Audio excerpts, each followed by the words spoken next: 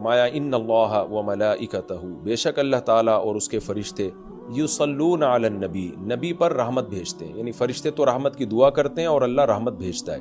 یا ایھا الذین آمنوا، اے لوگو جو ایمان لائے ہو، صلو علیہ، نبی پر خصوصی رحمت بھیجا کرو جس کو اردو میں درود کہا جاتا ہے، وسلموا، اور سلامتی بھیجا کرو، تسلیما، سلامتی بھیجا، خوب سلامتی بھیجا کرو۔ تو یہ آیت جب اس آیت کی وجہ سے علماء نے یہ مسئلہ فقہاء نے بیان کیا ہے کہ زندگی بھر میں ایک مرتبہ درود بھیجنا ہر مسلمان پہ فرض ہے، کیونکہ اللہ نے حکم دیا ہے، اور الامر بشیء لا یقتضی التکرار، جب کسی بات کا آرڈر دیا جاتا ہے نا تو وہ ایک دفعہ کرنے سے وہ آرڈر پورا ہو جاتا ہے۔ تو اللہ نے ہمیں درود کا حکم دیا، تو زندگی میں ایک دفعہ بھی اگر ہم درود پڑھ لیں گے تو یہ فرض ادا ہو جائے گا، جیسے کہ کلمہ توحید زندگی میں ایک دفعہ پڑھنا فرض ہے، باقی جتنا پڑھیں اتنا اچھا ہے۔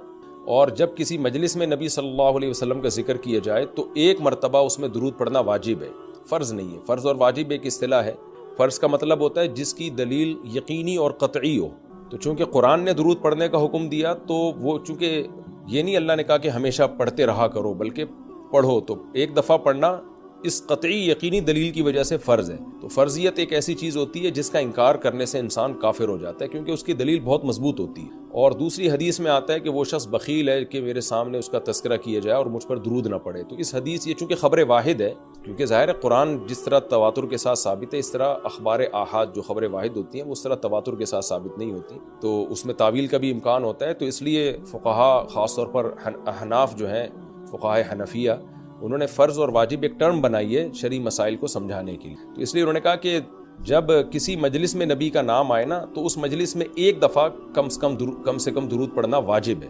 واجب کا درجہ تھوڑا سا فرض سے نیچے ہوتا ہے کیونکہ وہ حدیث سے ثابت ہے۔ تو اور پھر جب بار بار نبی کا نام آئے تو پھر بار بار پڑھنا واجب نہیں ہے کیونکہ اس میں حرج ہے۔ ہاں مستحب ضرور ہے کہ جتنی دفعہ پڑھیں، جب بھی نبی صلی اللہ علیہ وسلم کا نام آئے تو لازمی درود شریف پڑھا کریں، یہ تو مستحب ہے۔ نبی صلی اللہ علیہ وسلم نے فرمایا جس شخص نے مجھ پہ ایک دفعہ درود پڑھا اللہ اس پر 10 رحمتیں نازل کرتے ہیں اور اس کی 10 خطاؤں کو معاف کرتے ہیں۔ تو بہت زیادہ فضیلت ہے درود شریف پڑھنے کی، اور یہ بڑی عجیب بات ہے کہ درود شریف جو ہے یہ اصل میں اللہ کی عبادت ہے۔ یہاں میں آپ کو ایک دلچسپ مسئلہ بھی بتاتا چلوں۔ شرعی مسئلہ یہ ہے کہ جب ہم کوئی منت مانتے ہیں نا، منت کہ اگر اللہ نے میرے مریض کو شفا دے دی تو میں اتنے روزے رکھوں گا، میں یہ کروں گا، میں یوں کروں گا، تو اس عمل کو منت کہا جاتا ہے کہ باقی اگر آپ ٹھیک ہو گئے تو آپ پر لازم ہوتا ہے کہ آپ وہ کام کریں۔ تو منت میں یہ ضروری ہے کہ آپ جس چیز کی منت مانیں وہ عبادت مقصودہ ہو اور اس کی جنس میں سے لازم بھی ہو، یعنی عبادت میں کامل عبادت ہونی چاہیے، وہ عبودیت کا عنصر اس میں ہو۔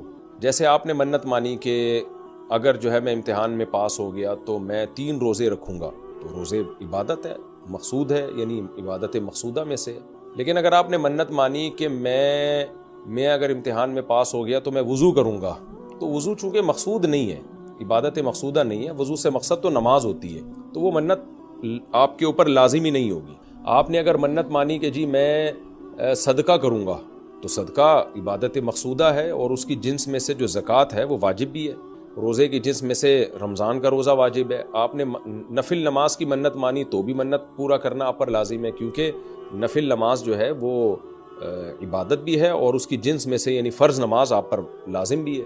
تو اگر دونوں میں سے ایک شرط بھی نہیں پائی جائے گی تو منت پھر منعقد ہی نہیں ہوتی ہے۔ جیسے آپ نے کہا کہ میں جو ہے وہ اگر امتحان میں کامیاب ہو گیا، پاس ہو گیا، تو میں جو ہے اپنے والدین کی خدمت کروں گا، تو یہ خدمت ثواب تو بہت ہے لیکن عبادت مقصودہ نہیں ہے، عبادت مقصودہ نہیں ہے، تو یہ منت آپ پر پورا کرنا لازم نہیں ہوگی۔ خدمت تو کرنی چاہیے، ماں باپ کی خدمت سے بڑھ کر تو دنیا میں کوئی نیکی نہیں ہے، لیکن عبادت مقصودہ نہیں ہے۔ مقصودہ کا مطلب نماز، حج، یہ سب چیزیں جو ہے نا مقصود میں آتی ہیں۔ یہ کسی عارضے کی وجہ سے اللہ نے ہمیں حکم دیا ہے کہ تاکہ ماں باپ کو پریشانی نہ ہو۔ یہی وجہ ہے کہ اگر خدمت کے محتاج نہیں ہوتے تو پھر خدمت واجب بھی نہیں ہوتی، ان کی خدمت کے محتاج ہوتے ہیں تو واجب ہوتی ہے۔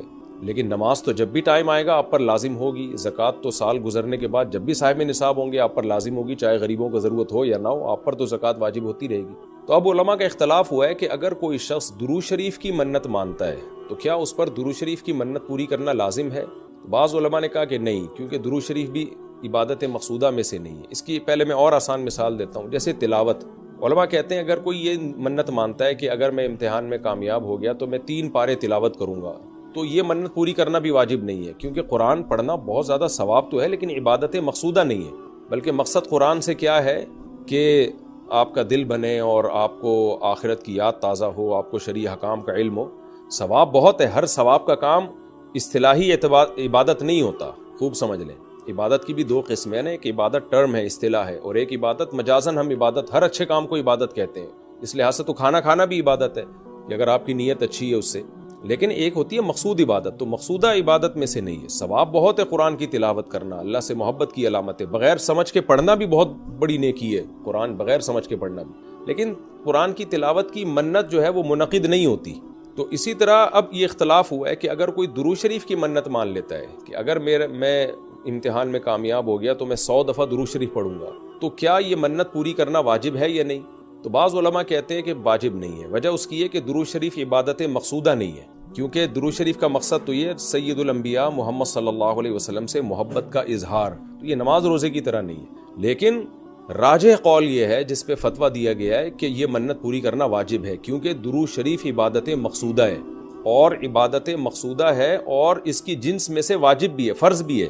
تو فرض کیسے ہے؟ کیونکہ قرآن نے ہمیں حکم دے دیا، اب زندگی میں ایک دفعہ درود شریف پڑھنا فرض ہو گیا۔ یہ مسئلہ تو آسانی سے سمجھ میں آ گیا کہ فرض کیسے۔ اب یہ ایک سوال پیدا ہوتا ہے، عبادت مقصودہ کیسے ہے؟ نبی صلی اللہ علیہ وسلم کی تو عبادت جائز ہی نہیں ہے۔ اس کا بڑا دلچسپ جواب دیا حضرات فقہا نے کہ درود شریف اصل میں اللہ کی عبادت ہے، جو ہم اللہ کو خوش کرنے کے لیے کرتے ہیں، کیونکہ اللہ نے ہمیں آرڈر دیا ہے، اور اس میں عبادت کا عنصر، عبادت کہتے ہیں جس کی جو ہے وہ جس میں عبودیت کا عنصر ہو، آپ بطور غلام جو کام کر رہے ہو، جس میں آپ کو لاجک پوچھنے کی بھی اجازت نہیں ہوتی۔ جیسے 5 نمازیں فرض ہیں نا، کیوں فرض ہیں بھائی؟ لاجک کی بھی ہمیں حکم نہیں، ہم نے پڑھنی ہے۔ روزہ فرض ہے، اس کی حکمتیں اللہ نے بیان کی، لیکن وہ حکمتیں نہ بھی ہوں تو روزہ رکھنا پڑے گا۔ تو درود شریف بھی عبادت مقصودہ میں سے ہے، اس لیے کہ اللہ نے ہمیں حکم دیا، تو ہم اللہ کو خوش کرنے کے لیے اللہ کی غلامی کے طور پر پیغمبر پر درود بھیجتے ہیں۔ تو اس سے درود شریف کی اہمیت بہت زیادہ بڑھ جاتی ہے، اور اس میں بہت ساری حکمتیں حاصل ہو جاتی ہیں کہ ہم اللہ کو راضی کرنے کے لیے، کیونکہ اللہ نے ہمیں حکم دیا ہے، جیسے نماز کا حکم دیا، زکوٰۃ کا حکم دیا، اللہ نے کہا کہ تم یہ عبادت کرو گے میری، یہ ہوگی میری، کیونکہ دعا عبادت ہے۔ دعا میں کیا ہوتا ہے؟ ہم اللہ سے بھکاریوں کی طرح مانگتے ہیں، تو اللہ نے کہا اور دعائیں تم مانگو نہ مانگو، یہ والی تو اسپیشلی تم پہ فرض ہے۔ ایک تو الاطلاق دعا مانگنا ہے نا، لیکن اسپیسیفک کوئی مخصوص دعا مانگنا تو فرض نہیں ہے، لیکن یہ والی دعا مانگنا ہم پہ اللہ نے فرض کیا ہے کہ تم نے پیغمبر کے لیے رحمت کی دعا کرنی ہے، یہ تم پہ فرض ہے، یہ مجھے خوش کرنے کے لیے فرض ہے۔ تو یہ عبادت ہے، لیکن اللہ کی عبادت ہے، اور نبی کے لیے دعا ہے یہ۔ تو اس سے درود شریف کی اہمیت بھی بہت بڑھ جاتی ہے، اور ہمیں سید الانبیاء صلی اللہ علیہ وسلم کی اہمیت کا بھی پتہ چلتا ہے کہ اللہ نے پیغمبر پہ درود بھیجنے کو اپنی عبادت قرار دے دیا ہے۔ تو سید الانبیاء صلی اللہ علیہ وسلم کی بھی ویلیو بہت زیادہ بڑھ جاتی ہے۔ جیسے قرآن میں آتا ہے نا کہ وَرَفَعْنَا لَكَ ذِكْرَكَ، ہم نے آپ کے تذکرے کو بلند کیا ہے۔ تو کیسے بلند کیا؟ علماء نے اس کا جواب دیا کہ نماز میں بھی درود شریف ہے، اور اتحیات میں نبی صلی اللہ علیہ وسلم پہ سلامتی بھیجنے کو اتحیات کا حصہ بنا دیا گیا ہے، اور اذان میں اشہد ان لا الہ الا اللہ کے ساتھ اشہد ان محمد رسول اللہ کو بھی ایڈ کیا گیا ہے۔ تو اس سے سید الانبیاء صلی اللہ علیہ وسلم کی بہت زیادہ فضیلت ثابت ہوئی۔ تو اس لیے درود شریف کا اہتمام کرنا چاہیے۔ جیسے شریعت میں بعض عبادتیں بعض اوقات میں زیادہ پسندیدہ ہیں، آپ دن میں نوافل پڑھیں اس کا بھی ثواب ملتا ہے، لیکن یہ نوافل آپ رات کے آخری حصے میں پڑھیں تو تہجد بن جائے گی، بہت زیادہ ثواب ہو جائے گا۔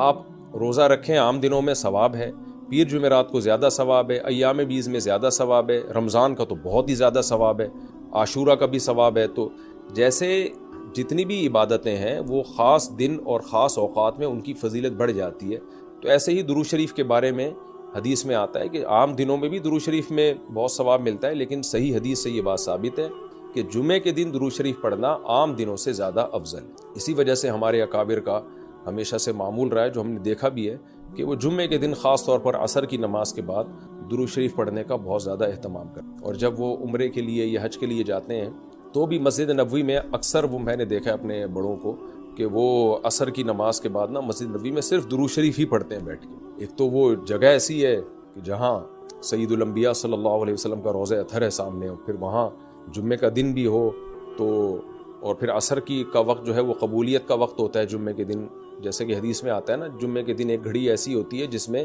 دعا رد نہیں ہوتی. تو جمہور علماء اس طرف گئے ہیں کہ اس سے عصر کا ٹائم مراد ہے. اگرچہ اس میں اختلاف ہے لیکن جمہور اس طرف گئے ہیں کہ عصر کا وقت مراد. تو جمعے کے دن عصر کے وقت درود شریف کا اہتمام کرنا چاہیے. اور ویسے بھی اگر آپ کو عصر کے وقت ٹائم نہیں ملتا تو جمعے کی نماز کے لیے آپ وقت سے بہت پہلے آ جائیں، نہا دھو کے تیار ہو کے اگلی صف میں بیٹھیں، اور خطیب صاحب کا بیان شروع ہونے سے پہلے آپ تحیۃ المسجد پڑھنے کے بعد درود شریف کی کثرت کیا کریں. تو اس کے بہت زیادہ فضیلت ہے اور ہمیں اللہ نے حکم دیا. اور علماء نے بیان کیا کہ درود شریف کو جو اللہ نے ہم پہ لازم کیا نا، اس میں ایک حکمت یہ بھی ہے کہ سید الانبیاء صلی اللہ علیہ وسلم کی بشریت ہمارے ذہن میں اور اچھی طرح بیٹھ جائے. کیونکہ پچھلی امتیں جو تباہ و برباد ہوئی ہیں وہ اس لیے ہوئی ہیں کہ انہوں نے پیغمبروں کو اتنا اونچا مقام دیا کہ اللہ کے برابر لے آئے. جیسے عیسائیوں نے حضرت عیسیٰ کو اللہ کا بیٹا بنا دیا معاذ اللہ. اور ہمارے یہاں بھی جو بدعتی لوگ ہیں انہوں نے سید الانبیاء کو حاضر ناظر مشکل کشا کیا بنا دیا، تو شرک کرنے لگے. تو درود شریف میں ایک حکمت یہ بھی ہے کہ جب ہم نبی کے لیے دعا کرتے ہیں اللہ تعالیٰ سے کہ اللہ سید الانبیاء پر اپنی خصوصی رحمتیں نازل فرما اور آپ پر سلامتیاں بھیج، تو اس سے ہمیں یہ بھی پتہ چلتا ہے، یہ عقیدہ ہمارے دل میں بیٹھتا ہے کہ محمد صلی اللہ علیہ وسلم بھی اللہ کی رحمت کے محتاج. تبھی تو ہمیں حکم دیا جا رہا ہے کہ ان کے لیے دعا مانگو. ہاں یہاں ایک اشکال ہو سکتا تھا اس کا کہ بھئی اچھا اس کا مطلب نبی ہماری دعا کے محتاج ہیں. تو نہ نبی ہماری دعا کے محتاج نہیں ہے، اللہ کی رحمت کے محتاج ہے. ہم دعا نہیں بھی مانگیں گے تو اللہ اپنے حبیب صلی اللہ علیہ وسلم پر رحمت بھیجے گا. لیکن اللہ نے ہمیں حکم یہ دیا تاکہ ہماری نظر میں یہ عقیدہ اور اچھی طرح مضبوط ہو جائے کہ تم بھی پیغمبر کے لیے اللہ سے دعا مانگا کرو. اس سے پتہ چلتا ہے پیغمبر تمہاری دعا کے محتاج ہوں یا نہ ہو لیکن اللہ کی رحمت کے بہرحال محتاج ہیں، اور پیغمبر بھی اس لائق ہیں کہ ان کے لیے دعا مانگی جائے. اور یہ اس سے ان کا مرتبہ کم نہیں ہوتا بلکہ مرتبہ بڑھ جاتا ہے، کیونکہ پیغمبر نے ہمیں یہ سکھایا ہے کہ یا ایھا الناس انتم الفقراء الی اللہ، اے لوگو تم سب کے سب اللہ کے در کے محتاج ہو. اور یہ جو میں نے کہا کہ پیغمبر اس لائق ہیں کہ ان کے لیے دعا مانگی جائے، تو اس کا کوئی یہ مطلب نہ لے کہ پیغمبر ہماری دعا کے محتاج ہیں. یہ میں بار بار بتا چکا ہوں، ہماری دعا کے محتاج نہیں ہیں، لیکن اللہ تعالیٰ یہ چاہتے ہیں کہ میں پیغمبر پر رحمت بھیجوں لیکن اس میں امتیوں کا حصہ پڑ جائے. حضرت مولانا اشرف علی تھانوی رحمہ اللہ نے اس کی ایک مثال دی ہے کہ جیسے کسی بادشاہ کو اپنے شہزادے سے بہت زیادہ محبت ہے، وہ ویسے ہی اس کو گفٹ دینا چاہتا ہے، اور آپ کو پتہ ہے کہ اس نے یہ گفٹ دینا ہے، لیکن آپ جا کے بادشاہ سے سفارش کر دیتے ہو کہ بھئی ان کو یہ گفٹ دے دو. اس میں آپ کا مقصد یہ ہوتا ہے کہ بادشاہ نے تو کرنا ہی ہے، تو بادشاہ کے دل میں ہمارا مقام بھی بڑھ جائے گا کہ دیکھو جو کام میں چاہتا ہوں تو یہ بھی مجھ سے وہی چاہتا ہے، اور اس سے نبی صلی اللہ علیہ وسلم سے بھی آپ کا تعلق بڑھ جائے گا، اور یعنی جو شہزادہ ہے نا اس سے بھی تعلق بڑھ جائے گا آپ کا. تو جب ہم اللہ سے دعا مانگتے ہیں نبی کے لیے تو ہمارا اللہ کا ریلیشن بھی بڑھتا ہے، اس سے اللہ خوش ہوتا ہے کہ دیکھو میرے حبیب کے لیے یہ بھی مجھ سے کہہ رہے ہیں رحمت بھیجنے کا. اور سید الانبیاء سے بھی ہمارا تعلق بڑھ جائے گا. قیامت کے دن یہ چیز سفارش میں معاون اور مددگار ہو سکتی. ان الذین یؤذون اللہ ورسولہ، بے شک وہ لوگ جو اللہ اس کے رسول کو تکلیف پہنچاتے ہیں. اللہ کو تو ظاہر ہے کوئی تکلیف نہیں پہنچا سکتا، یہاں بھی مجازاً اس کو تکلیف سے تعبیر کیا، اللہ کے حکام کی نافرمانی، اور یعنی اللہ نے اپنے رسول کی تکلیف کو اپنی تکلیف قرار دیا. لعنہم اللہ فی الدنیا والآخرہ، ان پر دنیا اور آخرت میں لعنت ہوتی ہے، کیونکہ منافقین یہی کام کر رہے تھے نا. میں نے بتایا کہ سورت کا حاصل یہی ہے، اس میں اہم مضمون یہی بیان ہوا ہے. وَأَعَدَّ لَهُمْ عَذَابًا مُهِينًا، اور اللہ نے ان کے لیے ذلت والا عذاب تیار کر کے رکھا ہے. وَالَّذِينَ يُؤْذُونَ الْمُؤْمِنِينَ وَالْمُؤْمِنَاتِ، اور وہ لوگ جو مومنین اور مومنات کو تکلیف دیتے ہیں، عام مسلمانوں کو تکلیف دیتے ہیں، بغیر مکتسبوا، بغیر اس کے کہ جو انہوں نے کمایا، یعنی ایسے کاموں کو ان کی طرف منسوب کر کے تکلیف دیتے ہیں جو کام انہوں نے کیے نہیں ہیں، پروپیگنڈا کرتے ہیں، بدگمانیاں پھیلاتے ہیں. تو فقد احتملوا بہتانا، تو تحقیق ان لوگوں نے بہت بڑا بہتان اٹھا لیا. بہتان کہتے ہی بہت بڑے جھوٹ کو ہے. وَإِثْمًا مُبِينًا، اور کھلا گناہ، کیونکہ تکلیف کا ایک ذریعہ یہ بھی ہے کہ کوئی بھی اچھا کام کر رہے ہو آپ اس کی نیت میں شک کرنا شروع کر دو، حالانکہ وہ بری نیت نہیں تھی اس کی، اس میں منفی پہلو تلاش کرنا شروع کر دو. مجھے کسی نے کل کہا کہ بھئی ایک صاحب ہیں جو دین کی تبلیغ کر رہے ہیں اور یوں بائکوں پہ بیٹھ کے شو مار رہے ہیں. میں نے کہا بھائی یہ ضروری نہیں کہ شو مار رہے ہو، وہ نوجوان طبقے کو اپنے قریب کرنے کے لیے ہو سکتا ہے یہ کر رہے ہو کہ نوجوان طبقہ اسی طرح سے بائکوں کے ذریعے قریب آ جائے گا. تو دل کی حالت تو کسی نے نہیں دیکھی نا، تو ہم فوراً کسی کے عمل کو نیگیٹو کیوں لے کے چلے جاتے ہیں. تو اس میں بہت احتیاط کی ضرورت ہوتی ہے کہ آپ نے کسی کی طرف وہ عمل منسوب کر دیا جو وہ کر نہیں رہا. آپ نے کہہ دیا کہ یہ شو مار رہا ہے، حالانکہ وہ نہیں شو مار رہا. آپ نے کہہ دیا وہ دکھلاوا کر رہا ہے، حالانکہ اس کی نیت دکھلاوے کی نہیں ہے. نام ہے طہارت کا تو طہارت میں عقیدے کی طہارت بھی داخل ہے. تو شرک کیا ہے؟ نجاست. تو اسلام نے یہ بتایا کہ انسان کے علاوہ جو کچھ ہے وہ انسان کی خدمت میں ہے, اس میں مقدس وہ نہیں ہے. آپ اپنے فائدے کے لیے ان تمام چیزوں کو استعمال کر سکتے ہو, اس پہ تحقیق کر سکتے ہو, چیر پھاڑ کر سکتے ہو, ان کی کچھ بھی کر سکتے ہو. تو آپ اگر ان چیزوں کے آگے جھکنا شروع ہو جاؤ گے, اور عزت کا معیار جو اصل عزت ہے, ایک تو دنیا کا نظام چلانے کے لیے وہ وقتی عزت ہے, وہ نظام چلانے کی حد تک ٹھیک ہے, لیکن اوریجنل عزت ذلت کا معیار وہ نہیں ہے, بلکہ اس کا معیار کیا ہے؟ تقوی. اصل عزت تو آخرت میں ہوگی, اس میں ہو سکتا ہے ایک بھنگی کا مقام ایک آفیسر سے زیادہ ہو. یہ نظریہ بھی کس نے دیا؟ صرف اسلام نے. ذات پات کی بنیاد پہ بہت ساری قوموں میں تفریق ہے. چھوٹی ذات کا آدمی کتنا اچھا بن جائے وہ اچھا نہیں رہتا پھر بھی. تو ایک بات تو اسلام نے یہ بتائی کہ انسان کے علاوہ سب کچھ انسان سے کم ہے, لہذا اس کے سامنے جھکنے کا تو سوال ہی پیدا نہیں ہوتا. انسانوں میں عزت کا اصل معیار کیا ہے؟ تقوی. اور دوسری بات, انسانوں میں تقوی کی بیس پہ یا دنیاوی کسی عہدے کے بیس پر انسان قابل عزت تو بن سکتا ہے, معبود نہیں بن سکتا. اللہ اور بندوں کے درمیان واسطہ بھی نہیں بن سکتا. وہ سب انسان اللہ کے محتاج ہیں, چاہے وہ عزت والا ہو یا زیادہ عزت والا ہو یا کم عزت والا. محتاج ہونے میں سب کیا ہیں؟ برابر. اس کا بڑا فائدہ کیا ہوا کہ انسان اور اللہ کے رشتے کے بیچ میں جو خالق اور مخلوق کا رشتہ ہے اس میں انسانوں کی دخل اندازی اللہ نے برداشت نہیں کی. یہ بھی آپ کے مینٹل لیول کو یہ چیز اوپر لے جاتی ہے. آپ سے اگر گناہ ہو گیا تو اسلام کہتا ہے کسی انسان کو درمیان میں واسطہ بنانے کی ضرورت نہیں. کوئی انسان آپ کی پیشکش اللہ کے سامنے, آپ راتوں کی تنہائی میں گڑ گڑاؤ اللہ کے سامنے, اللہ آپ کی توبہ قبول کرے گا. عیسائیوں میں کیا ہے؟ پادری کے پاس جاؤ, اتنے پیسے دو اس کو. آغا خانیوں میں بھی یہی ہے, وہ پیسے دیتے رہتے ہیں, بس نوٹ چھاپنے کی مشینیں بنے ہوئے. اسلام کہتا ہے وَمَن يَعْمَلْ سُوءًا أَوْ يَظْلِمْ نَفْسَهُ ثُمَّ يَسْتَغْفِرِ اللَّهَ, جس سے بھی گناہ ہو گیا یا اپنی جان پہ ظلم کر بیٹھا, ہاتھ اٹھا کے اللہ کے سامنے توبہ کرے. وَإِذَا سَأَلَكَ عِبَادِي عَنِّي, میرے بارے میں جب بندے پوچھے میں کہاں ہوں, فَإِنِّي قریب, ان سے بولو میں تمہارے قریب ہوں. شہرک سے بھی زیادہ قریب ہوں, درمیان میں کسی کے واسطے کی ضرورت نہیں ہے, میں تمہاری شہرک سے بھی زیادہ قریب ہوں. تو کسی کی ایسی تعظیم بھی اسلام برداشت نہیں کر رہا کہ وہ تعظیم میں غلو ہو جائے, کہ آپ اس کو اللہ اور مخلوق کے درمیان میں داخل کر لیں. آپ اللہ یہ بھی برداشت نہیں کرتا کہ اتنی عزت کسی کو دینے کی ضرورت نہیں ہے, وہ تمہاری طرح وہ بھی محتاج ہے, تم بھی محتاجی میں سب کیا ہیں؟ برابر. کتنا اچھا لگتا ہے, اللہ نے کتنا آسان بنا دیا دین کو. جب کوئی ضرورت ہو, کوئی غلطی ہو جائے, اللہ کے ساتھ دعا مانگو, اے اللہ تو اس گناہ پہ مجھے سزا بھی دے سکتا ہے اور معاف بھی تو ہی کر سکتا ہے. تو معاف کرنے کے لیے کسی کی پرمیشن کا محتاج نہیں ہے, سزا دینے کے لیے بھی کسی کی اجازت کا محتاج نہیں ہے. اسی صفت کا واسطہ دے کے انسان بھیک مانگتا ہے کہ اے اللہ تو اپنے فضل سے مجھے معاف کر دے. کسی کو بتانے کی بھی ضرورت نہیں ہے. یہ چیز, یہ خودداری جو اسلام نے آپ کے اندر پیدا کی ہے, یہ بھی اسلام کے علاوہ دنیا کے کسی مذہب میں نہیں ہے. سب برابر ہیں. عبداللہ بن مسعود رضی اللہ تعالیٰ عنہ کے پاس ایک شخص آیا زنا کر کے, کہنے لگا مجھ سے زنا ہو گیا, حج جاری کریں. نبی کے پاس آیا, آپ نے چہرہ موڑ لیا, پھیر لیا چہرہ. کیا مطلب؟ اشارہ تھا کہ اگر ہوا ہے تو اللہ کے ساتھ جا کے توبہ کرو, مجھے کیوں بتا رہے ہو. اس کو پسند نہیں کیا آپ صلی اللہ علیہ وسلم نے. آج پیر صاحب بہت سے علاقوں میں ایسے بنے ہوئے ہیں کہ یہ ہمیں بخشوائیں گے, ان کو بکرے دو, ان کو چڑھاوے دو, ان کو نذرانے دو, ان کو دمبے کھلاؤ, ان کے کندھوں پہ ہم پل صراط پہ پار ہو کے جائیں گے. یہ پیر خود نہیں بچے گا, تمہیں کہاں سے بچائے گا؟ اس کی حرکتیں دیکھو تم, جو اس طرح کی حرکت, جو انسانوں کو اللہ سے ملانے کے بجائے اپنے آپ نیک بندہ نہیں ہو سکتا. ما کان لبشر ان یکلمہ, ما کان لبشر ان یؤتیہ اللہ الکتاب والحکمہ.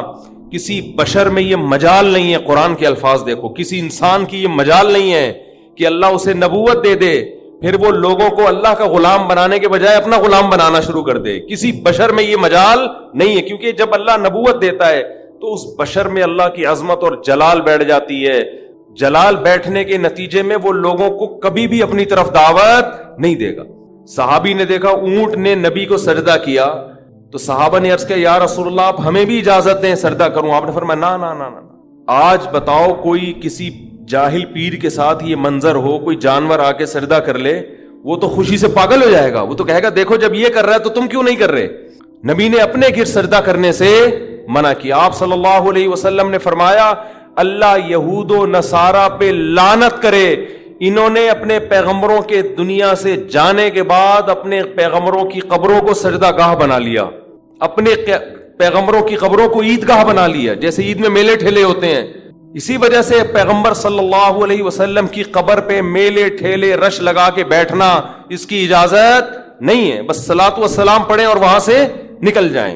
کیسی حفاظت کی. دنیا میں سب سے افضل انسان, جس سے افضل اس کائنات میں کوئی پیدا ہوا ہی نہیں, وہ محمد صلی اللہ علیہ وسلم ہے. لیکن آپ کی قبر پہ نہ کبھی سجدہ ہوتا ہے, نہ کوئی میلے ٹھیلے لگتے ہیں, نہ آپ کی قبر کی طرف رخ کر کے آپ سے دعائیں مانگی جاتی ہیں. یہی آپ کے سب سے افضل ہونے کی سب سے بڑی دلیل ہے کہ انہوں نے اپنی عبادت نہیں کروائی. کبھی ہم قبر پہ یہ نہیں کہتے کہ یا رسول اللہ آپ ہماری مدد کر دیں, یہ شرک ہے. صحابہ نے ہمیشہ نبی سے دعا کی درخواست کی ہے کہ آپ اللہ سے یہ درخواست کر دیں. دیکھو قرآن کے الفاظ, بس یہ آیت پڑھ کے بیان ختم کرتا ہوں. وَلَوْ أَنَّهُمْ إِذْ ظَلَمُوا أَنفُسَهُمْ جَاءُوكَ فَاسْتَغْفَرُوا اللَّهَ وَاسْتَغْفَرَ لَهُمُ الرَّسُولُ لَوَجَدُوا اللَّهَ تَوَّابًا رَحِيمًا. پیغمبر کی پوزیشن کو واضح کیا قرآن نے کہ اگر ان سے اپنی جان پہ ظلم ہو, گناہ کر بیٹھیں, تو اگر یہ اللہ سے توبہ کریں گے یا آپ کے پاس آئیں گے اور آپ بھی اللہ سے ان کے لیے توبہ کریں گے, تو یہ اللہ کو غفور اور رحیم پائیں گے. کیا مطلب؟ یہ نہیں کہا کہ نبی کو غفور رحیم پائیں گے, نہ, یہ گناہ معاف کرنا یہ نبی کا وظیفہ نہیں ہے. نبی کے پاس اگر آپ جائیں گے تو اس لیے کہ یا رسول اللہ آپ اللہ کے نیک بندے, آپ اللہ سے ہمارے لیے دعا کریں. ہم بھی کر رہے ہیں, آپ بھی کریں دعا. تو نبی کے لیے جب آیا تو وَاسْتَغْفَرُوا الرَّسُولَ نہیں ہے کہ رسول سے استغفار کریں, نہ, رسول بھی کس سے استغفار کریں گے؟ اللہ سے. علماء کہتے ہیں درود شریف جو ہم پڑھتے ہیں نا, اللہم صلی علی محمد, اے اللہ محمد صلی اللہ علیہ وسلم پر رحمتیں بھیج, اس درود میں عقیدہ توحید اور زیادہ راسخ ہو جاتا ہے کہ ہمیں یہ سکھایا گیا ہے کہ جیسے ہم اللہ کی رحمت کے محتاج, پیغمبر صلی اللہ علیہ وسلم بھی اللہ کی رحمت کے محتاج ہیں. ہاں ہمارے درود کے محتاج اگرچہ نہیں ہے, ہمیں جو حکم دیا جاتا ہے وہ اس لیے تاکہ ہم بھی سنور جائیں, لیکن ہمیں حکم دیا کہ اللہ سے دعا مانگو کہ آپ پر خصوصی رحمتیں نازل فرمائے. اس سے پتہ چلتا ہے کہ نبی بھی کس کے محتاج ہیں؟ اللہ کی رحمت کے محتاج.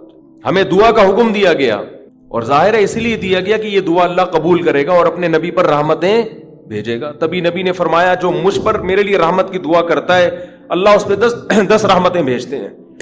اس سے پتہ چلا کہ نبی بھی یہ چاہتے تھے کہ مجھ سے نہ مانگا جائے بلکہ میرے لیے کس سے مانگا جائے؟ اللہ سے. میں نے جو کہا ہماری دعا کے محتاج نہیں, مطلب یہ ہے کہ ہم اگر دعا نہیں مانگیں گے تو اس خوش فہمی میں نہ رہے کہ اللہ کی رحمت نبی پہ نہیں ہوگی, تو پھر بھی ہوگی. لیکن ہمیں دعا مانگنے کا حکم اس لیے دیا گیا تاکہ یہ کانسیپٹ اچھی طرح ہمارے دماغ میں بیٹھ جائے کہ ہم نے بھی نبی سے نہیں مانگنا بلکہ نبی کے لیے بھی کس سے مانگنا ہے؟ اللہ سے مانگنا ہے. اور نبی اس پہ خوش ہو رہے ہیں کہ میرے لیے کس سے مانگا کرو؟ اللہ سے. خوشخبریاں دے رہے ہیں کہ تم میرے لیے اللہ سے مانگو گے. دیکھو جس میں تواضع ہوتی ہے وہ آپ کو دعا کے لیے کہے گا, جس میں تکبر ہوتا ہے وہ کبھی آپ کو کہے گا دعا کے لیے؟ وہ کہے گا یار میرے لیے دعا کرو کہ اللہ میری حاجت پوری کر دے. وہ نہیں کہے گا, وہ کہے گا ابے تو کون ہوتا ہے میرے لیے دعا کرنے والا, میرا خود اللہ سے اتنے تعلقات ہیں میں خود ہی کہہ دوں گا. لیکن جو چاہتا ہے کہ مجھ پر اللہ کی رحمت ہو وہ ہر ایک سے کہہ رہا ہوتا ہے بھائی میں خود تو مانگ رہا ہوں, شاید اللہ آپ کی سن لے, آپ بھی اللہ سے میرے لیے دعا مانگیں. تو یہ اس کی علامت ہے, یہ اپنے آپ کو اللہ کی رحمت کا, دعا کا بہت زیادہ محتاج سمجھتا ہے.